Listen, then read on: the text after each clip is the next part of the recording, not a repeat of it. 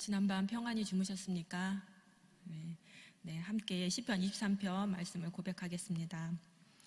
여호와는 나의 목자시니 내가 부족함이 없으리로다. 그가 나를 푸른 초장에 누이시며 실만한 물가로 인도하시는도다. 내 영혼을 소생시키시고 자기 이름을 위하여 의의 길로 인도하시는도다. 내가 사망의 음침한 골짜기로 다닐지라도 해를 두려워하지 않을 것은 주께서 나와 함께 하심이라. 주의 지팡이와 막대기가 나를 안위하시나이다. 주께서 내 원수의 목전에서 내게 상을 베푸시고 기름으로 내 머리에 바르셨으니 내 잔이 넘치나이다. 나의 평생의 선하심과 인자하심이 정녕 나를 따르리니 내가 여호와의 집에 영원히 거하리로다. 아멘. 찬송 432장 찬양하겠습니다. 432장입니다.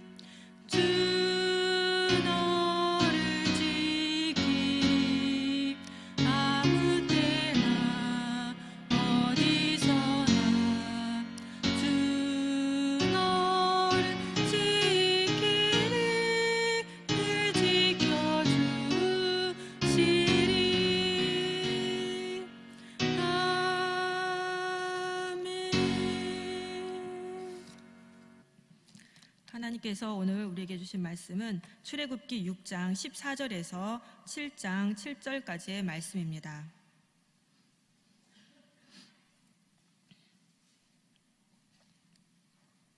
출애굽기 6장 14절에서 7장 7절까지의 말씀을 함께 봉독하겠습니다.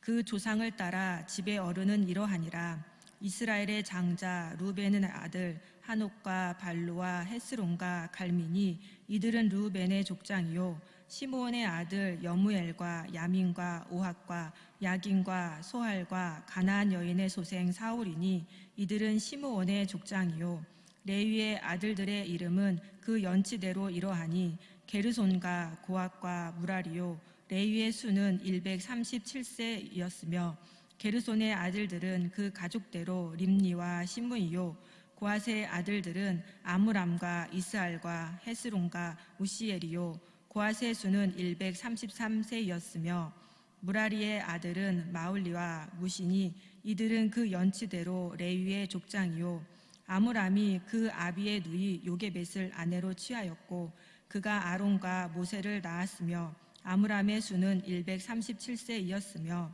이스알의 아들은 고라와 네벡과 시그리요 우시엘의 아들은 미사엘과 엘사방과 시드리요 아론이 암미나답의 딸 나손의 누이 엘리세바를 아내로 취하였고 그가 나답과 아비후와 엘르아살과 이다마를 낳았으며 고라의 아들은 아실과 엘가나와 아비아삽이니 이들은 고라 사람의 족장이요 아론의 아들 엘르아살이 부드엘의 딸 중에서 아내를 취하였고 그가 비느하스를 낳았으니 이들은 레위 사람의 조상을 따라 가족의 어른들이라. 이스라엘 자손을 그 군대대로 애굽 땅에서 인도하라 하신 여호와의 명을 받은 자는 이 아론과 모세요 애굽 왕 바로에게 이스라엘 자손을 애굽에서 내어 보내라 말한 자도 이 모세와 아론이었더라. 여호와께서 애굽 땅에서 모세에게 말씀하시던 날에 여호와께서 모세에게 일러 가라사대 나는 여호와라 내가 내게 이르는 말을 너는 애굽 왕 바로에게 다 고하라. 모세가 여호와 앞에서 고하되 나는 입이 둔한 자이오니 바로가 어찌 나를 들으리이까. 여호와께서 모세에게 이르시되 볼지어다 내가 너로 바로에게 신이 되게 하였은즉 내 형 아론은 내 대언자가 되리니 내가 내게 명한 바를 너는 내 형 아론에게 말하고 그는 바로에게 말하여 그로 이스라엘 자손을 그 땅에서 보내게 할지니라. 내가 바로의 마음을 강팍케 하고 나의 표징과 나의 이적을 애굽 땅에 많이 행하리라마는 바로가 너희를 듣지 아니할 터인즉 내가 내 손을 애굽에 더하여 여러 큰 재앙을 내리고 내 군대 내 백성 이스라엘을 그 땅에서 인도하여 낼지라. 내가 내 손을 애굽 위에 펴서 이스라엘 자손을 그 땅에서 인도하여 낼 때에야 애굽 사람이 나를 여호와인 줄 알리라 하시매 모세와 아론이 여호와께서 자기들에게 명하신 대로 곧 그대로 행하였더라. 그들이 바로에게 말할 때에 모세는 80세이었고 아론은 83세이었더라. 아멘. 출애굽기 5장부터 6장 13절까지 모세와 바로의 첫 대결, 또 바로의 거절과 모세의 좌절, 자신감을 상실한 모세와 하나님의 신랑이로 이야기의 흐름이 이어지다가 갑자기 오늘 본문에서는 그 흐름이 중단이 됩니다. 그리고 뜬금없이 족보가 등장합니다. 이 족보는 이스라엘, 그러니까 야곱의 처음 세 아들인 르우벤과 시므온과 레위를 소개합니다. 그리고 세 아들 중에서도 셋째 아들인 레위 족보에 초점을 맞추고 있습니다.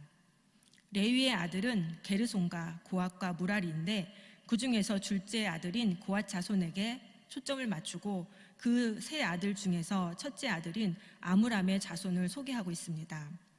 아므람은 요게벳을 아내로 맞이하여서 아론과 모세를 낳았고 아론은 엘리세바를 아내로 맞아 나답과 아비후와 엘르아살과 이다마를 낳았습니다.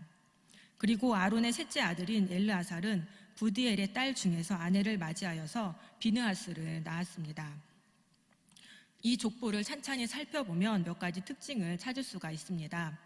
첫째로 이 족보는 이스라엘의 12아들 중에서 처음 세 아들인 르우벤과 시므온과 레위만을 소개하고 있습니다.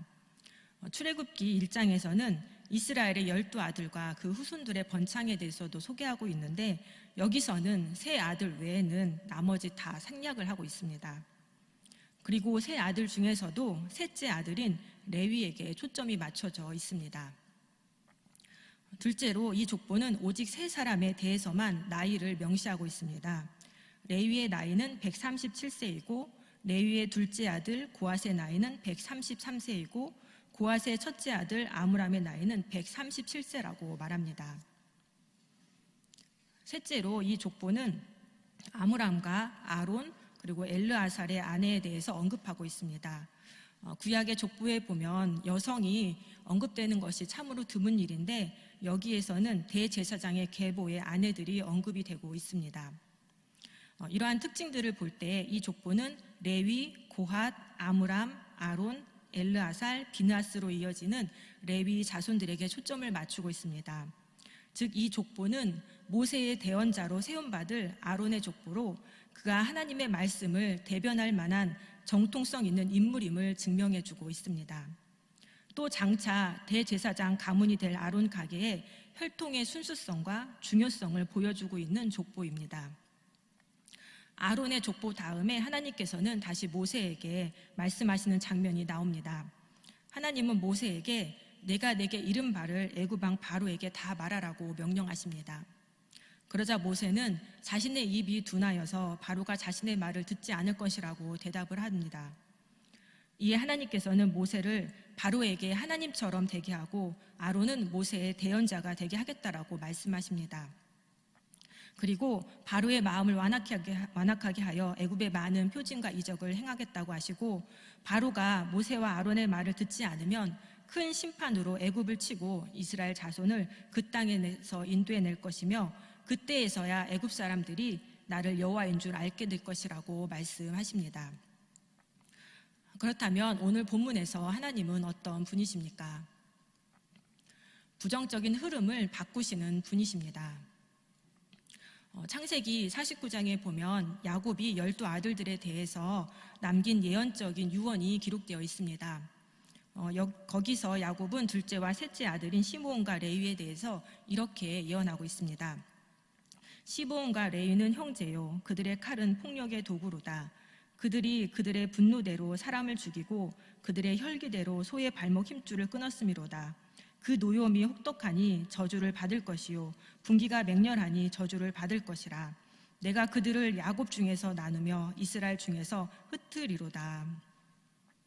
야곱은 시므온과 레위에 대해서 아주 부정적인 미래를 예고하는 유언을 남겼습니다. 이들이 이런 평가를 받게 된 것은 야곱 가족이 세겜 땅에 머물고 있었을 때 일어났던 여동생 디나의 강간 사건 때문입니다. 시므온과 레위는 여동생이 강간을 당하자 과도한 복수로 세겜 사람들을 모두 학살하였습니다. 그래서 야곱은 이들의 과도한 분노와 잔혹한 행위에 대한 대가로 저주를 받고 흩어질 것이라고 예언했습니다. 그런데 이런 레위에게서 민족의 위대한 영웅이라고 할 수 있는 모세와 아론이 태어났습니다. 이스라엘 자손을 애굽 땅에서 인도하라고 여호와의 명을 받은 자가 바로 이 모세와 아론입니다. 또 애굽 왕 바로에게 이스라엘 자손을 애굽에서 보내라고 말한 사람도 이 모세와 아론입니다. 레위에 대한 부정적인 이미지가 모세와 아론에 이르러서는 완전히 바뀌었습니다. 하나님께서 하나님의 비전을 위해서 모세와 아론을 동역자로 삼아주셨기 때문에 가능했던 일입니다. 또 오늘 본문의 족보에 보면 고라라는 사람이 등장합니다. 이 사람은 레위의 둘째 아들인 고핫의 자손이며 모세와 아론과는 사촌간입니다. 그런데 훗날 이 고라가 모세와 아론을 대적하는 반역을 주도하게 됩니다. 고라가 모세와 아론을 대적했던 이유는 자신도 레위인이기 때문에 제사장이 될 수 있다라고 생각했기 때문입니다. 그러나 하나님은 고라의 이런 생각과 행동에 진노하셨고 고라는 그 추종자들과 함께 땅에 매장되는 심판을 받게 됩니다. 그런데 고라의 아들들은 아버지를 따르지 않음으로 심판을 피하고 가문을 영광스럽게 재건합니다. 이스라엘의 마지막 사사인 사무엘이 고라의 후손이고 사무엘의 손자인 헤만은 성전에서 찬송을 하는 자였으며 또 그의 자녀들은 모두 다 찬양대원이었습니다. 또 고라의 후손들은 성만문을 지키는 업무를 맡아서 섬겼고 시편의 여러 시들을 남겼습니다. 고라의 후손들이 이러한 업적을 남길 수 있었던 것은 하나님께서 아버지인 고라의 죄를 아들에게까지 묻지 않으시고 죄를 지은 고라만 심판하셨기 때문입니다. 이렇게 하나님은 레위 가문과 고라 가문의 부정적인 흐름을 바꾸어 주셨습니다. 이런 하나님을 알 때 오늘 본문이 우리에게 주시는 교훈은 무엇입니까? 좌절과 낙심에서 다시 일으켜 세우소서. 바로와의 첫 대결로 좌절하게 된 모세는 애굽 왕 바로에게 다시 가서 말하라는 하나님의 명령에 나는 입이 둔한 자입니다 라고 핑계를 대며 가지 않으려고 합니다. 하나님께서 부르실 때에도 모세는 나는 입이 뻣뻣하고 혀가 둔한 자라고 말하면서 부르심에 순종하지 않으려고 했는데, 바로가 하나님의 명령을 거절하고 이스라엘 백성들이 더 심한 학대를 당하는 것을 보자 모세는 다시금 언변이 부족한 자라고 핑계를 대고 있습니다. 모세는 자신이 조리 있고 설득력 있게 말을 잘하는 사람이었다면 바로와의 대결에서 단칼에 거절당하지 않을 것이라고 생각했던 것 같습니다. 또 이스라엘 자손의 패장들이 더 강화된 노역으로 화를 내며 자신에게 원망을 할 때에도 내가 말을 잘하는 사람이었다면 그들의 원망과 비난에 상처받지 않고 그들을 잘 이해시킬 수 있었을 텐데 하는 생각을 했던 것 같습니다. 모세는 자신의 언변이 부족해서 좋은 결과를 얻지 못하고 이스라엘 자손들을 더 학대당하게 만든 것 같아서 낙심이 되었습니다. 그런데 하나님께서는 나는 입이 둔한 자라고 말하는 모세를 좌절과 낙심에서 다시 일으켜 세우십니다. 7장 1절 말씀입니다.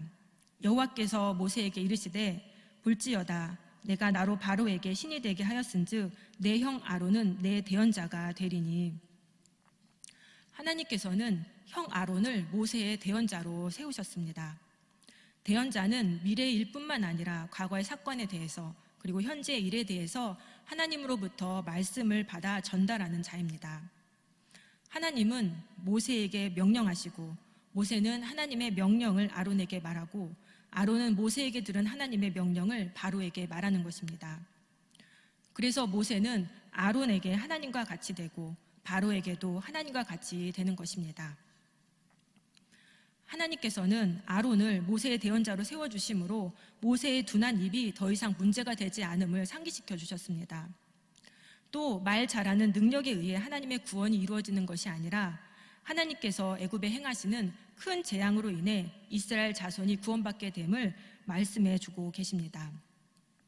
이렇게 모세와 아론은 다시 일어나 바로에게 가서 하나님께서 명령하신 대로 행합니다. 우리도 살다 보면은 모세처럼 좌절과 낙심을 경험할 때가 있습니다. 그런 상태에 빠지면 자꾸 안 된다, 못한다, 포기하고 싶다라는 생각이 들어서 다시 일어나는 것이 쉽지가 않습니다. 누군가 와서 좋은 말을 해주고 도움을 줘도 그때뿐이지 또다시 나의 부족한 부분이 생각나고 내가 잘못한 것이 생각이 나고 자꾸만 부정적인 생각이 거듭해서 듭니다. 그런데 하나님께서 우리 안에 있는 근본적인 문제를 해결해 주시면 좌절과 낙심의 자리에서 다시금 일어날 수가 있습니다. 혹시 지금 여러분은 무엇 때문에 좌절하고 낙심하셨습니까? 다른 누군가에게 손을 뻗지 마시고 하나님을 향해서 손을 뻗으시기 바랍니다. 사람에게 말할 수 없는 치부도 또 가슴 깊이 묻혀있는 아픔과 상처도 하나님께는 다 말할 수 있지 않습니까? 부정적인 흐름을 바꾸시는 하나님만이 우리를 좌절과 낙심의 자리에서 건져내 주실 수 있습니다. 하나님을 찾고 하나님께 토로함으로 다시 일으키시는 하나님의 은혜를 누리며 살아가는 저와 여러분이 되기를 간절히 소망합니다.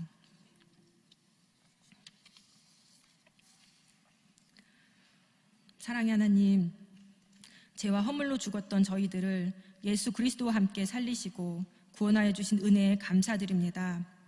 본질상 진노의 자녀였던 저희들을 하나님의 자녀로 바꿔주셨던 것처럼 인생을 살면서 좌절하고 낙심할 때마다 하나님의 선하신 손길로 다시 일으켜 세워 주시옵소서.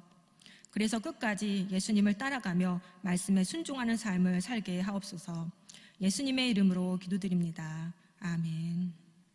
여호와는 내게 복을 주시고 너를 지키시기를 원하며 여호와는 그 얼굴로 내게 비추사 은혜 베푸시기를 원하며 여호와는 그 얼굴을 내게로 향하여 드사 평강 주시기를 원하노라.